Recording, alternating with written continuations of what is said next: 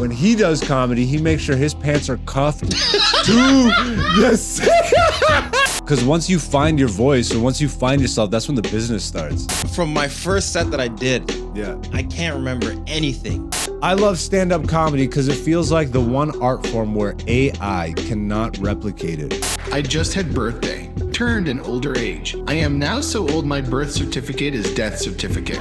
AI can't take over a comedian's job because you can't train AI to hate itself that much. An insult to life itself. Studio Ghibli's Hayao Miyazaki hates AI passionately, and he's told us why. Yeah, full screen it for me. No, pause that. I can't cheat. Hey, it's Hen Dog. Black Zeus the Podcast Season 6, featuring Black Zeus and Dante, aka Black Zeus on YouTube, Patreon, and Instagram. Alright, I'm done.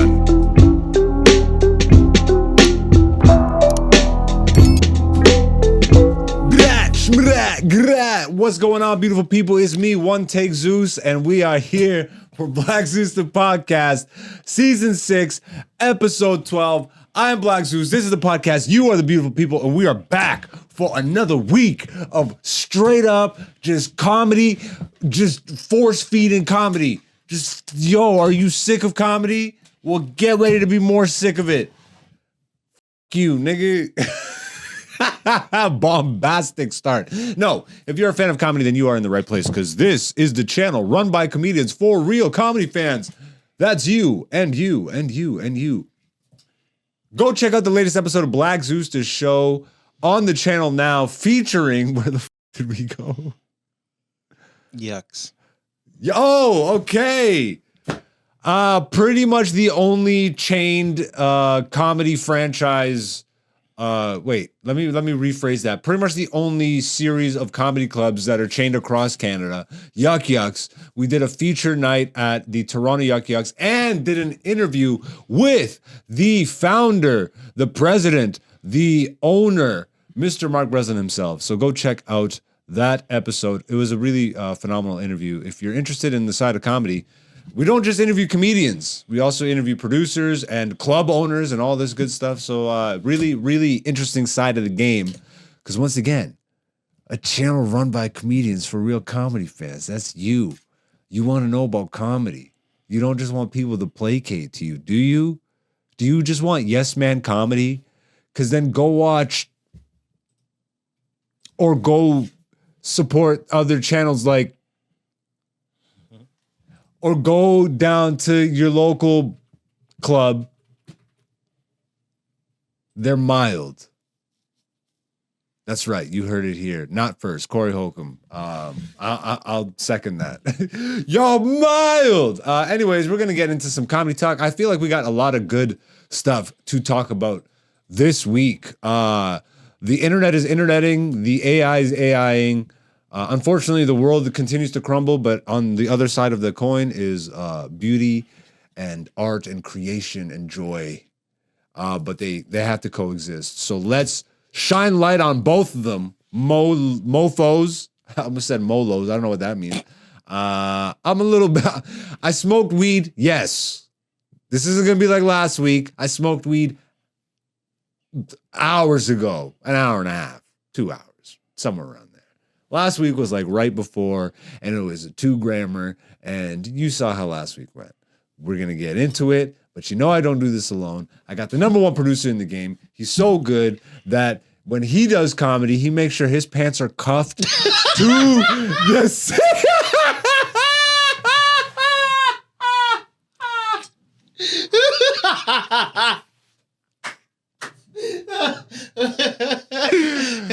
Ladies and gentlemen, he is the Cuff King. Yo, so many good jokes, but you wouldn't even notice because you're stuck looking at his pant cuffs.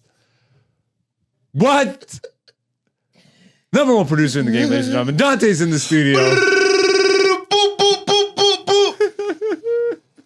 I had something I was going to say, but he f***ed me up.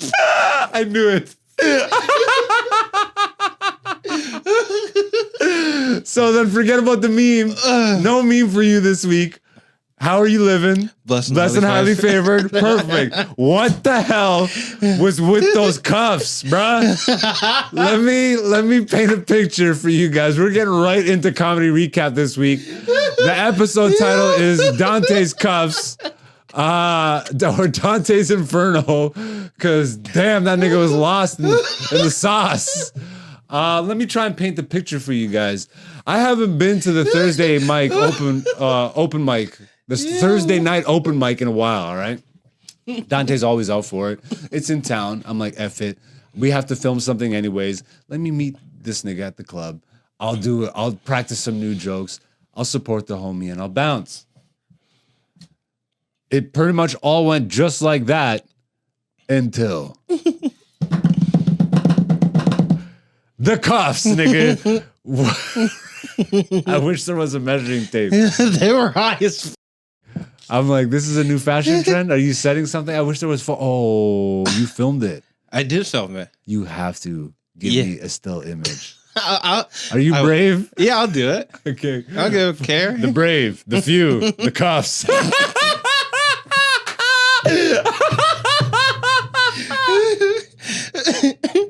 Oh. What were you thinking? What the hell was going on?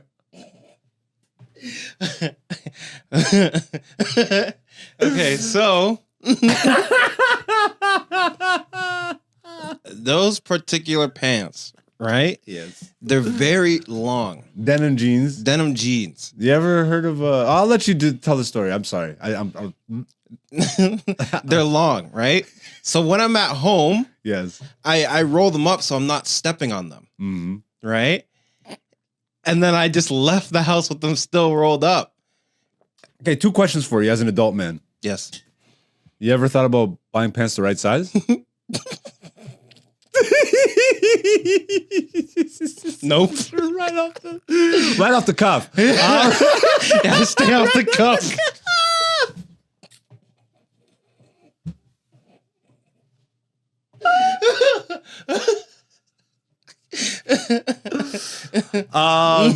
And alterations. Have you ever thought about that? Nope. It's like $10. Look, when they're normal, they go all the way down, right? And they sit on top of the shoes, right? And then you get a little bit bunched up at the bottom. That's not a little bit, dog. No, they're hella bunched up. You had pants bunched up on top of your shoes underneath your pants. you had so much extra pants. There were more pants. No, they're long. I'm not. But you picked that length. I did. Why'd you pick that length? Because that's what was available. Oh, fair enough. Okay. You had to get those pants? I needed jeans. Well, then at that point, get them goddamn $10. Spend the $10. Yeah, but I got those long ones because they're $10 cheaper. Oh my God. Oh my God. How you living, bro? Blessed and highly favored. Highly cuffed. The cuff and the restless. I'm the cuffed up Commandante. You know what I'm saying? Woo! Oh, the forehead makes an appearance. My forehead is gonna be this podcast, Heidi. What? Like Heidi on the Kill Tony. She comes out and is like, "Oh my God, I know Heidi's out because everybody." Yeah. I want my forehead to get an applause break. Okay. What? There was nothing gay about that. I didn't say anything. The look is weird. That was the ayo look. Yeah, but why you want to be showing like? I'm just making an Ethiopian forehead reference. I saw this clip. Yeah, I wanted to find it, but this dude got the craziest cut. Yeah. And I was gonna post it on my story. I'm like, yo, the new Black Zeus lineup just dropped. And it's his hairline's all the way back in. Yo, you're a monster. Yo. Probably the same size as your cuffs. They probably were, to be honest. They're like 2 hand lengths. This guy just yucked real quick. I don't hear that from you too often. I can't make fun of anybody's laugh. All right, that's a good start to the show. All right, let's actually get. Wait, what you? And I was gonna say, okay. I did get called out on stage. Wait, we're getting into it because Okay. that wasn't the comedy recap, bro. Yeah. We're actually gonna do a proper recap here. Right now, ladies and gentlemen, this is what the show is actually about, the companion piece to both of our comedy careers. And this is the part of the show where we do comedy recap exactly what we've been up to in the last week of comedy, all the shows we've been up to, the highlights, the lowlights, the lights, and the shadows. Yeah. And the cuffs. And the cuffs. So obviously, was that the first show you did Thursday? No, it wasn't. Okay. Where were you at? On Tuesday night, Mike. your boy hit the corner for the first time. Oh! All right, I got to turn the hat back around. Yep. You're a corner guy now. You how does it feel, bruh? First set at the corner? It was good. How do you like that club feel compared to other stages? Personally, it was fun, but I want to experience it with a little bit more people. Fair enough. Tuesday night, Mike. Yeah. Yeah. And mostly I'm assuming mostly comics. Probably a lot more comics than there were audience members. Was there audience? Yeah. Okay. Yeah, talk about the buzzer. I didn't even know there was a buzzer. Apparently you found out. Yeah, I did find out. But honestly, not gonna lie, Yeah. it kind of added to the set. You know what I mean? Like, It just timed out perfectly? really good. Okay. So because I went back and watched the set. I'm like, okay. It kind of was good timing. You didn't go over. Like you were pretty much done talking at the buzzer. So the way that particular joke that I was doing Yeah. is at that point when the buzzer hit, done, right? Okay. But there's also a tag that I do when I have more time where I can end the set off with a little bit of something extra. Okay. Make sense? Like a little garnish. Yeah, a little spice. Yeah, cherry on top. Yep. Okay. But Wait. the buzzer itself was its own cherry on top. Did anybody else have a buzzer? Yeah, some other people did. All right. You're not the only buzzer nigga. Yeah. The buzzer niggas. But they call me the buzzer beater. No, you got the buzzer. No, but I finished. You got it off before before the buzzer. Okay, fair enough. Okay.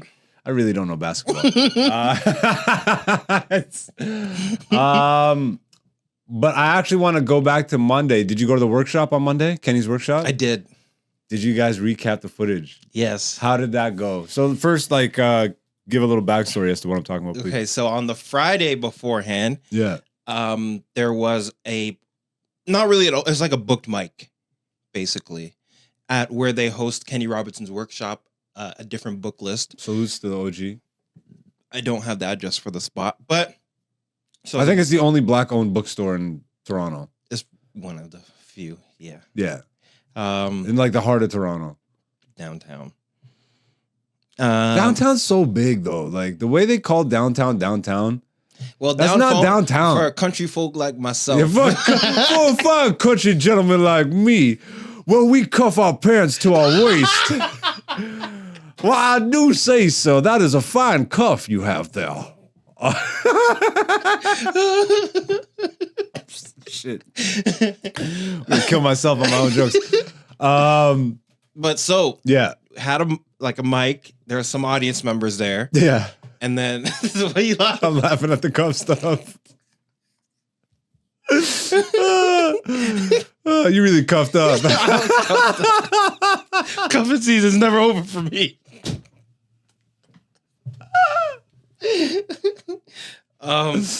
So earlier that day, Yeah.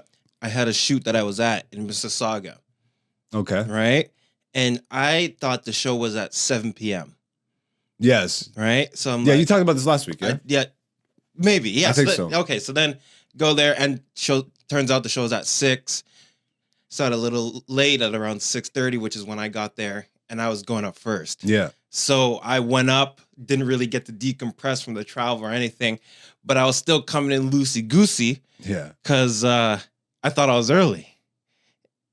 Yeah, and you weren't. And the I show know. was starting just on time because it was niggas. Yeah. So I just go straight I up. took the gas right out of your story. I'm like, you're like, oh, that was the punchline.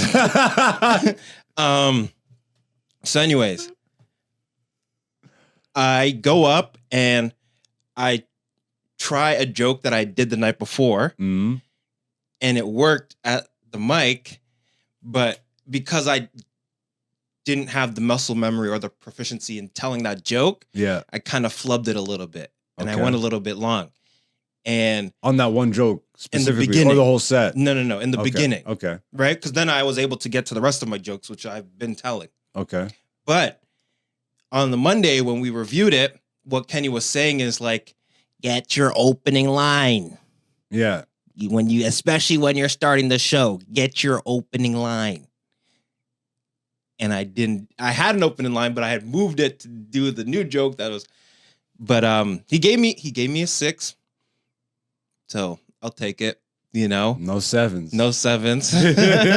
He did the Kevin Samuels. Kevin Samuels, no 7s. That's so funny. But I'm there for the feedback. You know what I mean? And like I want to be able to get better. It's a workshop. So since then, I'm like, all right, back to the opening line, the joke that I was starting off with, I gotta put it later in the set now. Interesting. At least you learned something. But It's just repetition, man. This game is just literally repetition. 100%. And the thing is, so I have an opening line, Yeah. right? But the new joke that I was doing, it still kind of works, but it's just a little bit longer. So it's not as good of an opening line because an opening line should be like, boom, like right away. Yeah. But I have like a little bit of a setup and then it gets into it. I was having this conversation at Backroom last night with the comic. And he was describing how he's still trying to find his voice. And I swear, it's almost like I had a moment of realization. It's like, I guess that's how realizations happen. Like, but like, you're stimulated by something, you hear something, you interact with something. But like, it's funny. I never really broke it down like this. And then it just came to me. I'm like, you know what? That's actually the best place. Like, that's the funnest place is when you don't know who you are yet. Because that's where the exploration is still happening. That's where you're still taking risks. That's where you're failing still and learning. And that's where all the growth is. Mm-hmm. It's like, and this is what I said to him. I'm like, because once you find your voice or once you find yourself, that's when the business starts. Now you're in competition with people. Now you're trying to get spots. Now you're trying to progress. Now you're trying to build a name. Now you're trying to build an audience. Now you're trying, like, you know what I mean? Yeah. Whereas the whole beginning phase is you just having fun. Yeah. Playing it like a kid in the playpen, in a playpen. But like, you know what I mean? And that's why I'm like, yo, that, and that's why I think the absolute best at it, I think, are the ones that keep that essence all the way through. Yeah. It's like, that's where it was happening. Like, that's where the conversation came from. I was talking with Brandon, one of the two guys that run the club, him and Ariel. Salutes to them and Backroom Comedy Club. But he's like, after my first set, we were smoking a joint outside. And then he was like, every time I see you on stage, you remind me to just have fun. Like, you're just having fun. And then he just started naming, like, he dropped, because he runs the club, but he's also a comic. So he's like, yesterday they were short staffed. So they had to like take dishes and stuff in between everything. Okay. So Brandon's running through the club, picking up dishes, and he drops his pot. Dude, the way it sounded so comical. But in my brain, instantly, I'm on stage with the mic in my hand. Yeah. I'm like, what the is going on in here? It sounds like a 70s sitcom. Like, what is Lucy in the back? Wah! And everyone just like cracks out laughing. But it was just like, bam, right off the spot. And I didn't even think about it until Off the cuff. Off the cuff. I didn't. Off the cuff. That's the name of the episode. Write that down, please. That's the title of the episode right there. Off the cuff. And he's just like, yeah, bro, you remind me to just be playful. Like, for you to just hear, not just hear the sound, because anybody could just make the play off the sound, but then for you to be like, what is this, a 70s sitcom? Is Lucille in the back? Mm-hmm. Who the f is talking about Lucille, first of all? You know what? But like, that's just where I allow myself, oddly enough, but subconsciously I've gotten there. Mm-hmm. So that's where I'm like, I'm super proud of myself, bro. Like, I've gotten to the place where it is second nature. Yeah. I don't even, I got a booger coming out my nose. I got a freaking, bring a tissue. I'm bringing one. I didn't have a booger in my nose. Anyways, Yeah, it's like I can't go back to being serious with a booger in my nose. I'm trying to give people advice. Shit. What the hell were we talking about? Comedy recap. Yes, and the conversation I was having, and just being off the cuff. I'm just happy. Like, it's so apparent that other people have to remind me. Like, it's so second nature that other people have to remind me. Is like, you're doing this really special thing. Yeah. And I'm like, oh yeah, I'm doing this really special thing. Mm-hmm. I could cry, man, because Yeah. it's just a progression of it. Not even on some ego-ish, but I'm just super proud of myself because I always use this as an example, bro. But the way people talk about my dreads, bro, your hair's so beautiful, your hair, your dreads, can I touch them? Oh my God, is that your real hair? That's what they end up doing. It starts with touching the hair, ladies, and then you're sucking it. That was crazy. Not the hair, it. Back to comedy. Don't touch the hair, is what I'm saying, unless you want to suck it. Dante's like, what the fuck is this show? I might edit that out. Now I have to keep it in. I really don't know what I was talking about anymore. I messed up. I messed up bad. I messed up bad. Wait, don't tell me. Let me actually use my brain. My brain. I know what I'm saying. I got to this place that I saw before I got there. When I started my dreads, I looked like an absolute idiot for 2 years, bro. Because I have African soft, like really curly hair. It took a while for it to dread. Mm-hmm. And then it took even like longer for it to form and like look nice and healthy and full and like. But I saw it from day one. So even though people were laughing at me, in the back of my mind, I'm kind of laughing at them because now those are the people that are asking to touch my hair. Mm. You know what I mean? Yeah. It's like people will always, you know what? Here's even outside of comedy, just in general in my life, the more confident, this comes with age, obviously, but the more confidence you gain in yourself and just being your true self, I'm in a different position because as an artist in this day and age, I'm finding comfort in being vocal in my opinion, which kind of goes against the mainstream, you know, which I didn't even realize growing up. I'm like, oh, that actually does take guts.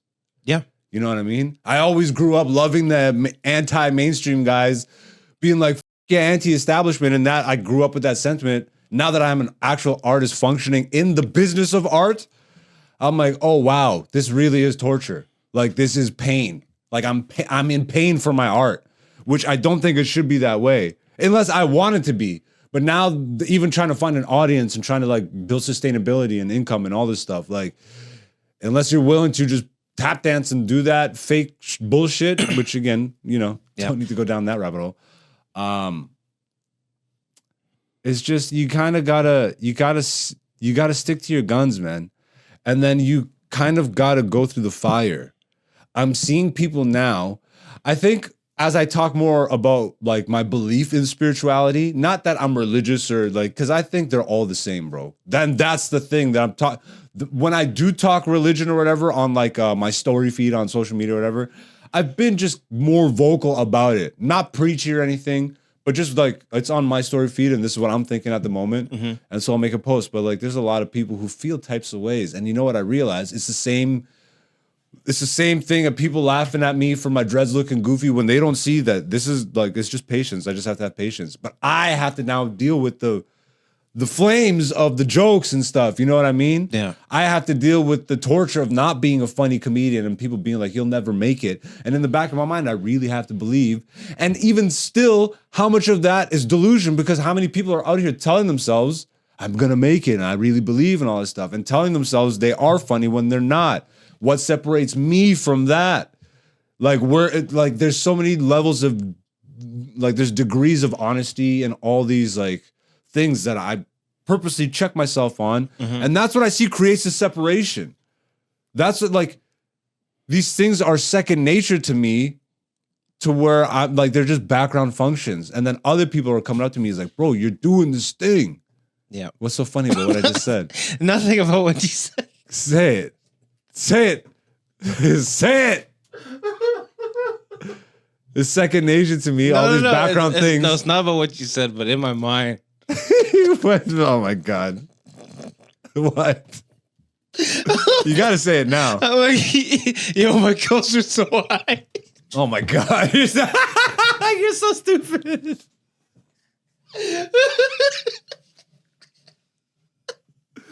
Quit cuffing around over there. Go ahead. Yeah, I don't know. You got to be true to yourself, but you got to be honest with yourself. And you like, there is such a fine balance, right? It's like walking on a tightrope. How much of it is ego? How much of it is delusion? And how much of it is honesty externally? Like this has to go all around. Like you have to think about how much of myself am I being delusional to myself, and I'm being dishonest about my progression or my skill level or my ability. Yeah. But then also other people, the advice they give, how much of this is actually coming from a genuine place? Does this person actually like me, or are they trying to sabotage me? Because that happens too. Yep. And you have to know yourself, bro. You have to know thyself and just stand 10 toes and just kind of be unshakable. And in the end, you'll figure out if you're right or not. Yeah. And this is the thing is like, I've had enough life experiences, unique ones too, where I know most people don't move 12 times by the time they're 20. You know what I mean? But most people don't move between 3 countries and multiple cities and go to multiple schools every few years and this and that and this and that. Like I've experienced a lot of just people, like Testing you. I would almost imagine like I would love to see the average number of people you meet in a lifetime just to see what my numbers are. Cause Like how much people you've met? bruh, going back to the days and like, it's so funny even looking back at it. Cause in the days of like MSN Messenger and all this stuff, like there was 1,000-person friend limit. You couldn't have more than 1,000 friends on your friend list without making a new account. And I remember having like, I capped that and I thought, I'm like, holy shit, bro, I know so many people. And then eventually you realize, I'm like, yeah, that's actually kind of a sickness. Yeah. Like these people aren't my friends. And then you just go through the waves of that. Like how many of these people are actually my friends versus acquaintances versus some of these are my enemies? How'd they end up on my list? Yeah. It's just like you lose sight of. So you really got to know yourself, bro. It's tough, but I think it's the most rewarding challenge that we're actually here to find out and go through. I did obviously Backroom Comedy Club. Shout outs to Marlon Palmer and all the guys that were on the show. Shout outs to the club. 2 sold out shows. Did most of my new stuff. I did like 1 joke each show of older material. And yeah, I'm just in a very happy place, man. Back at the corner tomorrow. Nubian tomorrow. I'm not on Nubian, but I'll get a date tomorrow for sure. You got a show tomorrow? I do. Hey. Milestone alert. First time performing at Comedy Bar Danforth. On that stage. Yep. You're going to be upstairs. Yeah, the same spot, Yes. I'm assuming. That's a gorgeous stage. It is. And they're doing Sunday too. So hopefully they draw a little bit of more of a crowd. Yeah. But they had a great crowd for that Monday. Mm-hmm. Yeah, look for, and then you'll stop by Nubian? Yeah. We'll see what time we finish, but I want to try. It'll still be on. But major milestone alert, and I've been saving this all week. Okay. I just passed 100 sets of stand-up comedy. Hey! Boom, boom, boom, boom, boom, boom, boom, boom. You got it. How does it feel? We in it now. Oh, you've been in it. You've been in it. Over 100.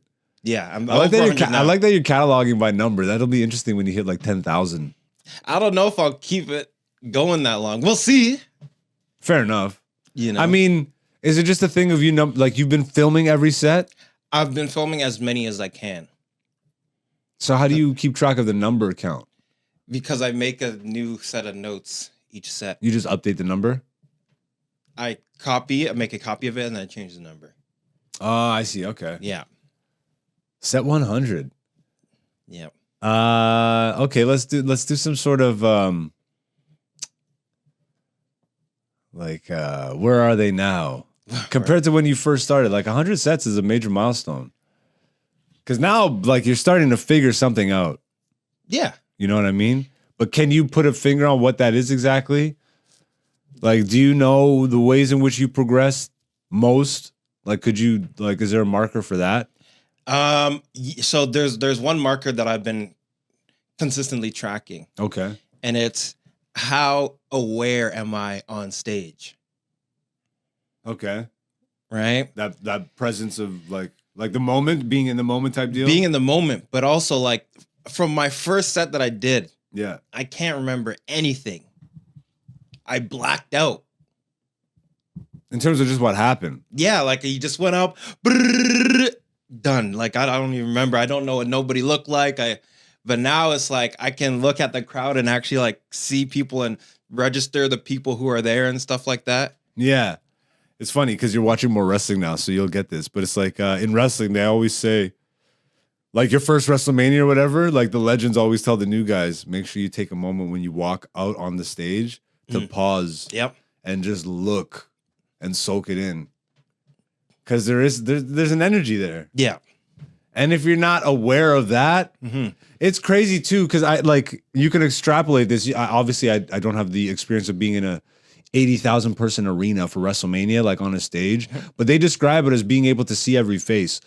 Yeah, you Like get to that in the bleachers, like in the back, you could see every face when you're like locked in. You're locked in. And I know comics say, and even for the most part, I'll be like, I'm blind up here. I can't see because the stage light. Yeah. But I can see pretty far into the crowd most of the times. It's just like it is dark. It is darker, obviously. It's harder to make out like full really features. Dark. Yeah. But for the most part, you can see in there. And there is something to like, I don't know, again, it becomes background, right? Yeah. And that's where you want to have things function.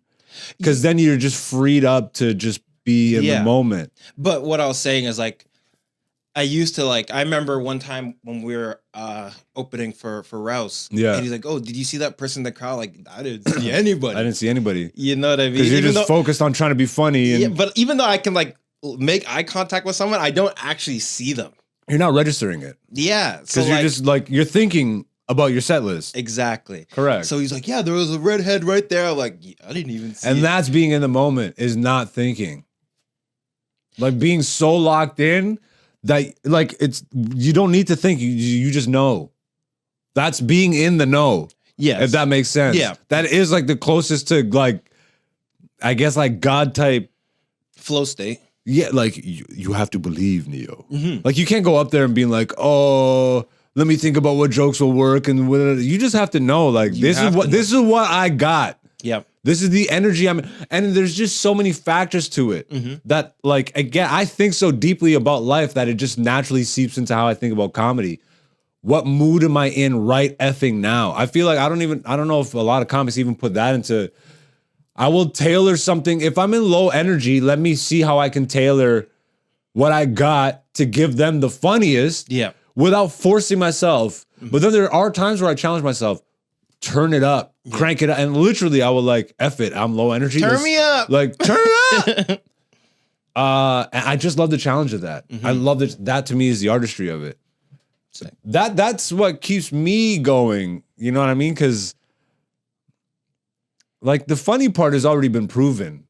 It doesn't even need to be like, you know, whether that sounds arrogant or ego or whatever, like it's been like, I know. Yeah. Like that At part this is point, taken care of. How can I add variables? How can I make it more challenging for myself? Because I don't want to be bored. I love the challenge of it. Like I love spicing things up and seeing how much better I can get. Because there's always, like, even my best sets have moments where there's a joke in there that I've told better in another set. Yes. Does that make sense? 100%. So it's like, okay, this set overall went, whoo, just the energy, the flow, like the pacing, the wording, all that stuff. But there was this one joke here that I told way better over here. Yeah. Just the entire wrapping around it wasn't as polished. Yes. Or delivered as cleanly, you know? So like, man, long live comedy, bruh. That's going to be this week's comedy recap. And let's get into another segment we've been doing here that I absolutely love. In these Comedy Skreets, Dante and myself scroll through the internet, scroll through Reddit, sometimes Twitter, which we still haven't done. It's pretty much all been Reddit. the stand-up boards, the comedy boards. We look at what the people are talking about and we give our own takes, our own 2 cents. And this will kind of flow into another story that I was gonna start with, but because we found this for in the Comedy Skreets, we'll back end the episode with the other article. But there's a meme going around right now, and I'll preface this. Like, I don't know if you guys would know him just by name, but Miyazaki or Studio Ghibli. You probably know the animated movies. They're world famous. Spirited Away, My Neighbor Totoro. Yeah. Boy and the Heron is Newer, but like people. Princess Mononoke. Yeah. This nigga's not even going to the Gangbusters. No, bro. but I'm saying because it was just in theaters. Maybe someone recently saw it. They're like, I didn't know. Pokoro. Is it Pocoyo? I'm messing it up. I'm not that in it, but I went to college for animation. It's one of the programs that before I really locked into comedy, I'm like, let me try what I love and I'm passionate about. Animation is one of those things in my life I'm absolutely passionate about. And how are you not inspired by Ghibli if you're an animation fan? And he's always been steadfast about AI and not using AI and all that stuff. There's a great documentary. There's a bunch of them on YouTube if you're even just slightly interested to know how he makes his movies and stuff, because it's all hand-drawn. He's a traditional animator, which is hand-drawn animation. And with the advent of technology and all that stuff, he's like against it. He has a son who everybody was like, is he going to be his prodigy? He hates his son's work. And his son really likes using technology, so they clash on that.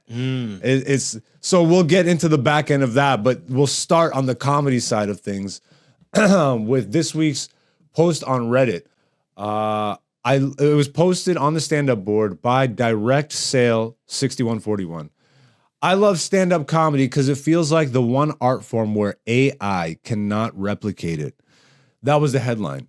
This is the body of text. Seeing those AI anime photos and the GP reaction to it made me realize once again how it was genuine, how it was genius to choose to do so.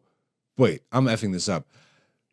Okay, seeing those AI anime photos with the GP reaction to it made me realize once again how it was genius to choose to do this. I've seen the sentence structure is shit. How it was genius to choose to do this. Period. Put a period there. I've seen the AI. Now I'm reading like a third grade. I've seen the AI sets by Netflix and they are okay, but they do not capture the endearment or essence of the real stand-up comedian, even the bad ones. Stand-up comedy is simply for life, 100%. First of all, are there Netflix AI comedy specials? This is the first time. Can you YouTube or Google that real quick? Netflix AI comedy specials. And I'll start giving my 2 cents on this. I'm not entirely sure that this person is this on Netflix? Oh my God. So this is 3 years ago. The first stand-up comedy special written entirely by AI bots. Okay, yeah, we don't need to, maybe for the sake of context, just click play. Ladies and gentlemen, please welcome to the stage a comedian. I just had birthday, turned an older age. I am now so old my birth certificate is death certificate. How are dentists real? You touch enough tooth and get a job working in my mouth. I hate the economy. Yo, stop it. That's how I feel. You see that face that he's making right there? That's how I feel. That's just lifeless. First of all, let's question, is stand-up untouchable by AI? I don't think so. It's eventually going to get got. As we've just seen. I mean, good stand-up. Yeah, but that was 3 years ago. Think of the stuff they have now. And then people were saying the George Carlin one, which we did talk about on the podcast when it came out like a year ago almost now. Yeah. Just under a year ago. And we had I flamed that shit back then. And I even said, I'm like, this doesn't feel like it was written by AI. And in turn, it was written, the jokes were written by a guy, like one of the guys from that podcast who's a big fan of Carlin. Turns out you're not the only big fan of Carlin, dumbass. So other people will recognize. I'm like, something's off about this. And it wasn't AI, but they tried to pass it off as the AI George Carlin special. Yeah. I don't think it's untouchable, but I don't think you could capture the essence of like the nuance. You know what I mean? Yeah, because and you point this out a lot, but real stand-up happens in the clubs. Yeah. And you can't AI that. So I'll play devil's advocate here, even though I'm against it. The way I feel like it could happen, because I'm saying this now, and we see how good AI is now. You just said what we just watched, the AI Netflix thing was 3 years old. Yes. What happens in 5-10 years from now? Yeah. When AI is so good that you can bring it out with a laptop and a flash drive. Oh, you put like the Optimus bot on stage. And you just put the laptop on a stool on stage. Yeah. And it is actually crisp. It talks cleanly. It has punchy punchlines.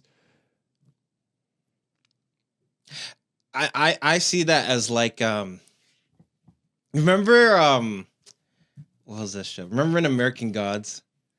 Yeah. Where Technical Boy, he's like, look, this machine Great plays show, by the way. You guys this machine plays chess. You know what I mean? And it was like an attraction. Yeah. I think that's kind of what it'll be like. It'll be like, oh, let's go see the AI. But like, I think let's go see the AI. You know? Come on, family.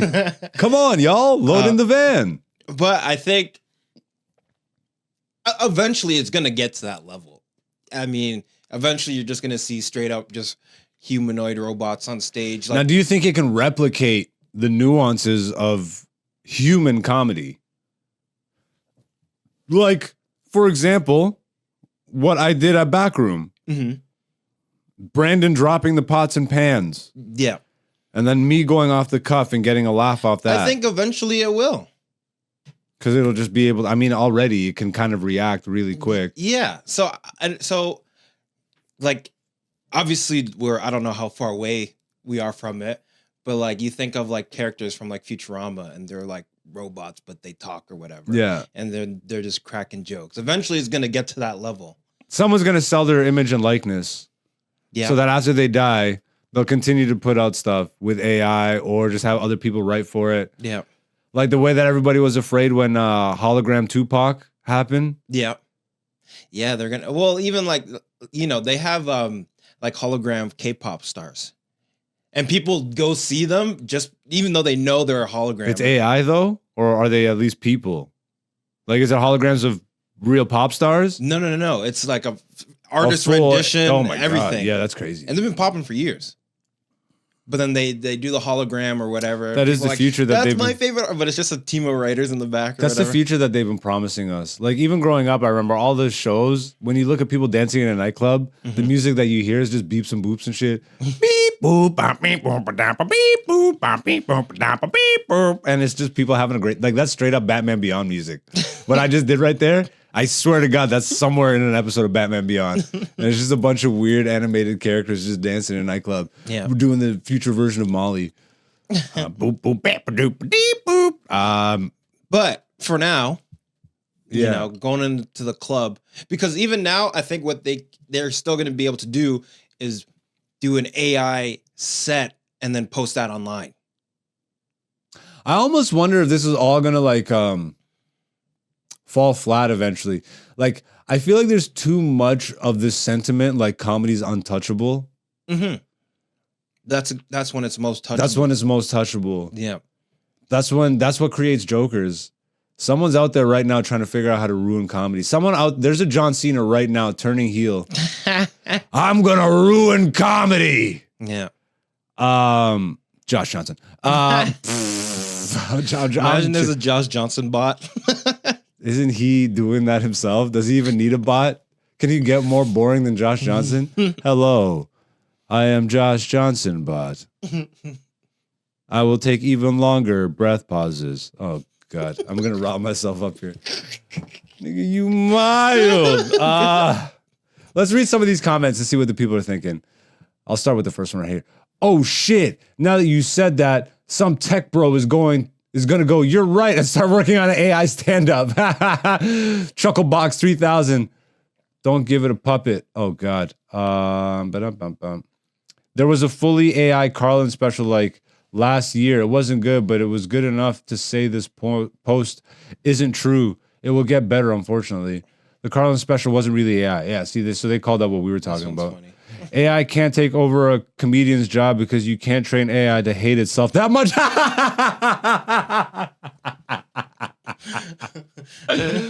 Question though, I think you can, because if we're gonna get to the point, the AI, there's going to be AI that want to be human.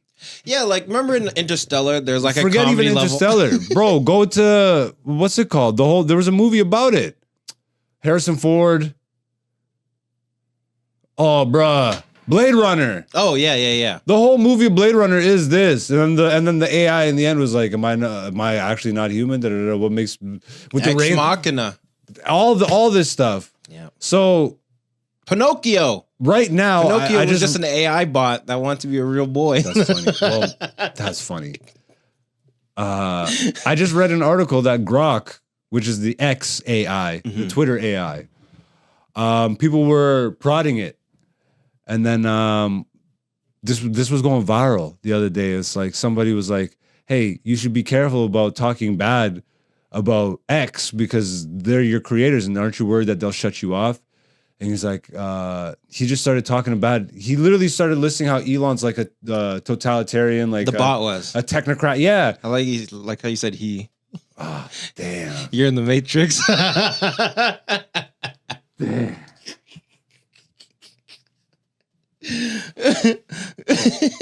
I only respected it because it was a male. I'm joking, ladies. I'm joking. If it was a female chatbot, she would have been smart enough to not talk. Friggin' AI male chatbot spilling the beans over there, gonna get himself shot. It was just weird. It was really eerie. Like the AI will become sentient, obviously, to some extent. Or become. Have you seen I know I'm bringing up a bunch of movies, but have you seen the movie The Creator? No. I think you'd like it. I feel like I've watched the trailer for this. It was a while ago. Yes. It came out like a couple years ago. But basically, there was... IMDb this for me?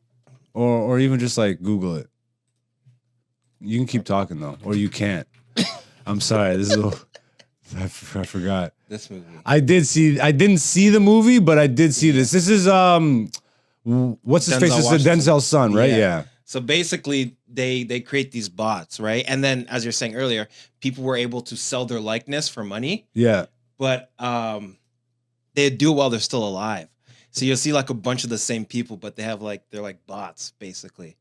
But then the supreme AI ended up creating like a child AI, and then that was supposed to be like the successor. Yeah. Right. And then he was protecting the child AI because they wanted to kill it. Yeah, exactly. Kill it! Because it was too powerful and all these things. Well, the child, I think, represents the convergence, no? Like the full ex machina, the full convergence of man and machine. Isn't that what the child represented? Wasn't it like part biological? No, it was full bot. So how'd they get? Oh, interesting. I'll watch this movie. This is a good movie. All right, I'll watch it. Yeah, it's something. But so to my point is like, because eventually the bots make their own coalition, their own army, their own religion, and they're praying to a bot. But even when they get like the bots get spiritual, it's like they have like proof of who their creator was. So it's like if Jesus was still in like they could prove it. Like this is where we come from. Exactly. Whereas people can't. Right? God! It's crazy. But then they're still like Buddhists, like Buddhist bots. Oh, really? Yeah. So they're like rebelling against violence. Some of them are like pacifist bots. But to be a Buddhist bot, wouldn't you then rebel against your own? Because you know where you were created from. So why even be Buddhist? I'm not saying they're actually Buddhist, but they like, you see like the same symbolism. Oh, I see. Okay. Oh, I see what you're saying. They worship their creator because their creator is still there. I see what you're saying. Okay, so this will actually transition out of comedy and loop back around into art and the animation side of this, where I still don't think that comedy's untouchable. Like we'll see it crumble eventually. they will somehow capture enough of the essence of what a human does at the peak of the best of comedy. They will somehow capture some of that, enough for people. And again, all you need is the masses. Like the masses aren't actually into art. That's why pop art is mass. Yes. That's why like sequelization happens. It starts Sequelization, is that well, okay? it is. It starts with a great idea, Yes. and then it blows up, and then you're like, we got to make a 2 and a 3 and a 4, and then you just wear the shit out instead of just letting it exist. Maybe do a sequel, maybe have a planned trilogy, but do you need to do a whole franchise where it's 80 and you just beat the thing into the ground? You know what I mean? And again, an absolute legend in the realm of animation, Miyazaki. Hayao Miyazaki of Studio Ghibli fame. I didn't know. My friend actually showed me because I was really sad when I saw this trend. There's a viral trend happening right now, which you guys have probably seen, of people turning themselves into like animated characters, but specifically the animation style is Studio Ghibli. And what's heartbreaking to me as an animation fan and knowing him and all this stuff, I'm like, oh, I know how he feels about that. I wonder what he thinks about this trend because I know it's not good. And this is where, like, you know, once you exist and you put something out into the world, is it really yours anymore? No. Are his movies his anymore? He's the creator. He's the creator. So I'm on his side. But now even I'm having these battles and taking these stances myself in the world of comedy, I get even more why, like, it doesn't matter because it just will exist regardless. And you can't put that stress and pressure on yourself. You just have to keep creating. But I feel his heartbreak. And my friend told me, he's like, oh, he actually did respond. I'm like, no. So I wanted to look at that and we'll wrap up the episode here. But an insult to life itself. Studio Ghibli's Hayao Miyazaki hates AI passionately, and he's told us why. In an age where artificial intelligence is being incorporated more into many sectors of work and life, legendary storyteller and animator Hayao Miyazaki of Studio Ghibli has made people aware of his thoughts on generative AI and his dislike for it is intense. Miyazaki's feelings on AI have resurfaced after a recent update to OpenAI, one of the leading names in generative AI. The service brought a new image generation tool to the public, and upon its release, users across the globe began inundating OpenAI with Studio Ghibli prompts. From X to Reddit, social media is being flooded with AI-generated artwork done in Miyazaki style. The move has sparked backlash, prompting an old video with Hayao Miyazaki to resurface, where the acclaimed director is quite blunt with his opinion on AI. So this is an old reaction. Yeah, like the article is 2 days old, but they're just pulling up but he's stated how he feels. So I guess he hasn't reacted to this particular specifically. Yeah. But he kind of did already. Yeah. He preemptively did foretold it. It's exactly what we're saying. It's like this guy on Reddit is saying comedy's untouchable by AI. Yeah. But don't be so naive. Yeah. It will get everything. It already has. It just hasn't exposed that aspect of it yet to the wider public. Yeah. There's a pocket somewhere where right now someone's figuring out comedy AI. Yeah. And they will be the first, and they'll be famous because they created the first. This is the good AI. It makes me sick. But should we, how long is that video? Keep scrolling. Okay. Yeah, full screen it for me. No, pause that. I can't cheat. Supaniga! Yo, close it. The quote's in here. I'll read it. I don't even, I heard 2 words of that voice. I don't even got those. I'm like, I can't do that. I swear the quote's in here. The video posted on sees Miyazaki and Ghibli's producer, Toshio Suzuki. I love Japanese names, man. Toshio Suzuki, being presented a demonstration of animation at work by designers. The technology featured in the 8-year-old video isn't quite AI, as X-User points out, and is more of an animation tool to potentially generate body horror. Once the presentation ended, Miyazaki shared a personal story about a friend he often visits who could barely use his arm. Miyazaki said that whoever made this technology knew nothing about the pain his friend went through, likely referring to his friend's hands being in that state due to drawing. Miyazaki states in no uncertain terms that he viewed the technology used in the presentation as an insult to life itself, leaving the producers speechless. Suzuki asked about their goal, to which one said that they wanted to make a machine that could draw as well as people. The video closes with Miyazaki commenting on how humans have lost faith in themselves. Studio Ghibli is a studio known for its beautiful, expressive animation. Furthermore, each movie Studio Ghibli makes takes years to complete, showing just how dedicated Miyazaki and their staff are to their craft. Scroll down. Let's see if there's any more important stuff to cover here. Yeah, no, that's pretty well stated. But like, that's how I feel when you hear if you go and listen to any episode of this podcast, and I'm talking deeply about the love that I have for comedy, the craft of comedy. Yeah, like I feel that, and you realize, bro, like mainstream stuff is most people recognize that they can get notoriety, fame, money, or whatever, a legacy, by doing certain things that go completely against the craft of what they're in.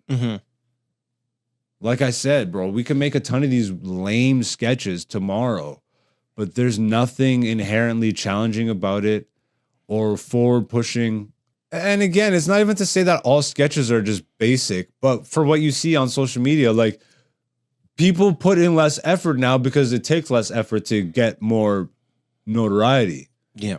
But when you put less effort, it shows that you don't care about the thing. You're just reaching for clout and stuff. Yeah, because it's not about, and I think his thing is like, it's not really about the craft. No. Right? Like when those guys, you know, it's like, oh, let's make a bot that can draw as good as humans. They don't show like, well, what about the guy whose hands don't even work no more because he's been putting in that work for his craft.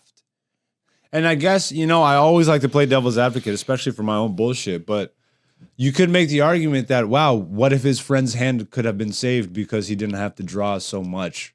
You could make that argument. You could make that argument. What are we here to do, man? I don't know. Like, what are we really here to do? Are we here to give up our creativity to computers? Like, where do we draw the line? That's to me, I'm like, I don't want to give up my brain power. I don't want to give up my expression, my thought. Because the less you use your brain, the less it'll ask you to use it, bro. It's the reason that I'm able to hear a pan drop on the floor and immediately go into a riff that works and makes a whole room of people connect and share and laugh at a moment. Yeah. It's because I'm locked in, bro. Yeah. I am locked in. Imagine I had the AI there and it's like, okay, now let me look at the phone. It's like, oh, there was a funny moment there. Yeah. Let me loop back. Or I have like an earpiece in and I'm cheating because the AI is listening. It's like, say this. It's just, that'll probably be Comedy Criminals in the future. I should patent that just now. For all the lame comics in the future. I should at least make money off you losers. Yeah. You know what I'm full saying? of Terrence Howard and patent things like years in advance. I make all the money off that, actually, if you look at the patents. But then Google did something so that they don't have to pay me. Anyways, I think that's gonna be it for this episode. Do you have any final words before we get out of here? Be yourself, fuck, nigga. Be yourself, fuck, nigga. How do you feel about this? I mean, you're not really as much of an animation guy, I guess. I know you like animation. Yeah. Are you passionate about it like this? Do you feel the same way? Do you share the same sentiment, or? Well, I would say I'm a craftsman. Okay. So you respect the craft. I respect the craft and I respect all the crafts. Are you with AI though? Because couldn't you also say programming is a craft? It is. It's its own form of, it's its own craft. But I always feel like, because I know I'm someone that like, I respect when a person puts themselves into their art. Yeah. I know that there are also other people like that. And it's not just me alone. True. So I have a little bit of faith that there at least 1, 2, 3 other people that are like, I want to go see a human tell jokes today. Salutes to those people. Yeah, where can people find you online? You can find me online at Dante, CheZDante. Follow your boy. Hey, and I'm AKA Black Zeus on all the socials, but right here is the place to be. And Patreon, if you feel like supporting a nigga on the come up, go check out AKA Black Zeus over there. Instagram is also the one I use mainly, so those are the 3 places to check me out. Go check out the latest episode of Black Zeus' show on the channel now, featuring a night at Yuck Yucks and an interview with the president and owner of Canada's only chain of clubs, Cross Country, Mark Breslin. Great interview, great comedy talks and times all around.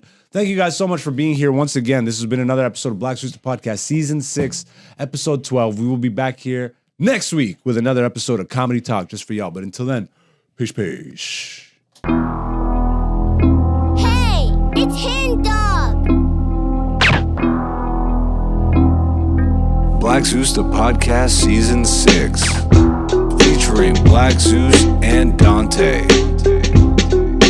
aka Black Zeus on YouTube, Patreon, and Instagram.